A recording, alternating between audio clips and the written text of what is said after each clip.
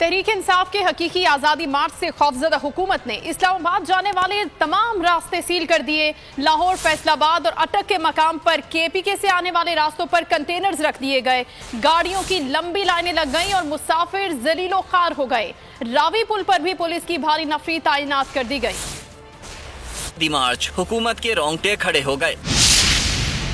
नाम नेहाद ऑपरेशन, रास्ते सील कर दिए गए। इस्लामाबाद जाने वाले दाखिली और खारजी रास्ते बंद। लाहौर के तमाम रास्ते सील कर दिए गए। रावी पुल को कंटेनर्स लगाकर बंद कर दिया गया। पुल पर पुलिस की भारी नफरी तैनात। मोटरवे पर भी लाहौर से इस्लामाबाद जाने वाले रास्तों को बंद किए जाने का इम्कान। फैसलाबाद मोटरवे इंटरचेंज को कंटेनर्स रख कर ब्लॉक कर दिया गया। KPK से आने वाले तमाम दाखिली और खारजी रास्ते सील। गाड़ियों की लंबी कतारें लग गयी। मुसाफिर जलीलो ख्वार हो गए। खवातीन, बच्चे और बूढ़े शदीद गर्मी में पैदल सफर करने पर मजबूर हैं।